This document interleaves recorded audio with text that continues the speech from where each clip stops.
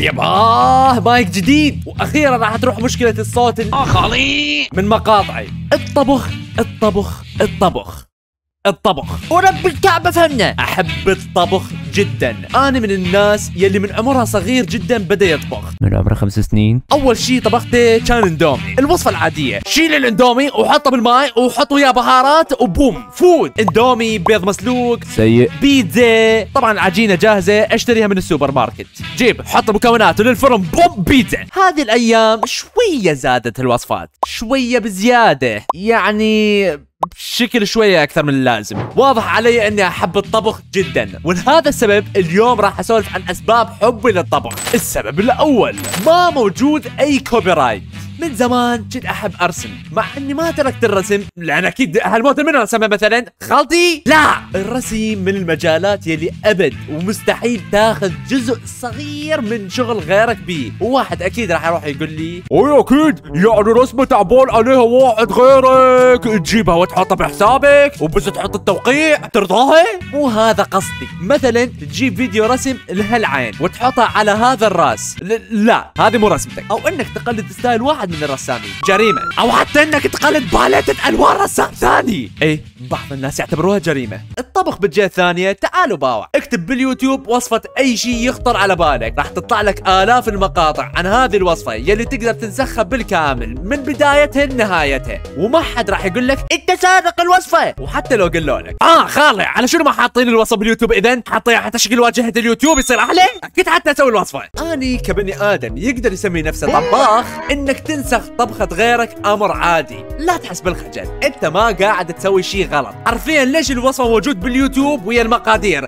نسيت المقادير، ليش موجودة اذن؟ اكيد حاطيها حتى احنا نروح نسويها، هذه مو جريمة، هذا امر عادي. السبب الثاني، راحة البال. الشعور اثناء الطبخ هو شعور تركيز وشغف وحماس، تكون مرتاح وتحس انك قاعد تنجز شيء. الطبخ من المهارات المرنة جدا، تقدر تسوي الوصفة بدقة خارقة، وكل ملغرام تحسبه حتى تطلع بالوصفة المثالية، وتقدر انك تذب الدقة برا الشباك وتاخذ الموضوع بسهولة اكبر. شعور انك تخلص اول وصفة كبيرة الك وتكون الوصفة ناجحة والناس تمدح بطبخك، شعور لا يوصف. إذا ما جربت هذا الشعور بيوم، كل يلي عليك إنك تجيب فيديو باليوتيوب وانسخ اللي يسويه الطباخ بالضبط. من تسمع واحد يقول لك هالأكلة طيبة ما شاء الله من وين جبتوها، وترد عليه أنا سويت، ويرجع يقول لك لا كذاب ما صدق انت سويته، خالي بوم بوم بوم بالسعادة اللي راح تجي على قلبك. الطبخ هواية، حال الرسم والزراعة واي هواية تخطر على بالك. وتعرف الهوايات شنو تسوي؟ تسوي راحة بال، مع انه المود وانت قاعد تطبخ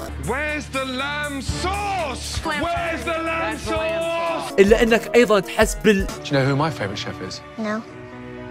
You. Thank you. السبب الثالث، سهولة تعلم الطبخ. كم مرة قلت بهذا الفيديو جيب فيديو من اليوتيوب وتعلم تطبخ، لأن في الموضوع بهذه السهولة. أكيد راح تعاني مع أول كم طبخة ويا تقطيع المكونات، لأن أنا أقول لك يحتاج لها خبرة بس، وإي بيها بس بعد فترة راح تتعلم التقطيع وراح تستمتع بهذه المرحلة. ايضا موجودة فيديوهات لتعليم تقطيع جميع مكونات باليوتيوب. بس خلينا نقول انك تريد تبدأ اليوم تطبخ لأول مرة بحياتك، طبعا لا تفكر بأن سولتر صار 12 سنة يطبخ وأنا يحتاج 12 سنة من اليوم، لا، هذه الفكرة راح تحبطك وما راح توديك لأي مكان إلا الجوع. شنو تبدي اليوم؟ قلب بيض، حرفيا هذه طبخة. أصلا تبدأ صدمك، راح أنطيك أسهل وصفة بالعالم. اسم الوصفة هو كوب ماي. جيب كوب وحط داخله ماي، ايه هذه طبخة. لا تسمع شنو يقول الناس، كوب ماي يعتبر طبخة وأبو الطبخة. الوصفات السهلة عادي تطلع منك طباخ، أصلا موجودين بعض الشيفات ما يسوون إلا أكلات سهلة التحضير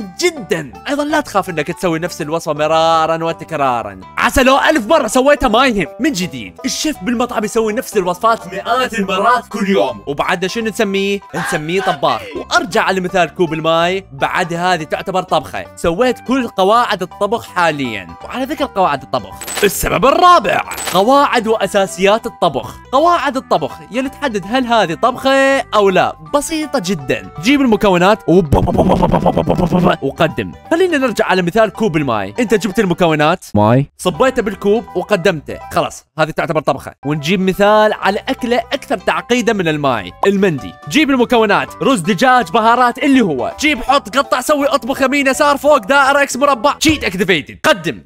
طبخة. والقوانين البقية كلها راح تفرحك. نظف ايديك قبل ما تطبخ، تأكد من نظافة الموقع، تأكد من سلامة المكونات، لا تنسى شيء على المقلاة او داخل الفرن بدون متابعة، لا تقطع بسكين مو حادة. تقدر تشوف انها اشياء بديهية ولازم الكل يسويها، ولهذا سبب اقول لك بانه الطبخ سهل، لا تستصعبه على نفسك، كله بس شيل وحط. اخير سبب هو التفاصيل الصغيرة، حرارة الفرن، ريحة الاكل وهو ينطبخ، من تاكل الاكلة بالنهاية. هذين كلها اسباب تخليني احب الطبخ، خصيصا من شخص ياكل الاكلة ويمدحها. يا ربي يا كمية الفرحة. اكيد لانك تتعامل مع اجسام حادة وحارة، فاحتمالية انك تنصاب جدا عالية. ونعم جرحت ايدي هواي، جدا هواي. حرقت ايدي ايضا مرات ما تنحسب، حروق من الدرجة الاولى والثانية. عندي واحدة من الجمل يلي دائما اقولها، كل ايجابية بداخلها سلبية، وكل سلبية بداخلها ايجابية. صحيح ايدي قاعدة تنحرق وتتقطع تقول كوسة مو سكينة، انا رحمة دينك شنو هذا؟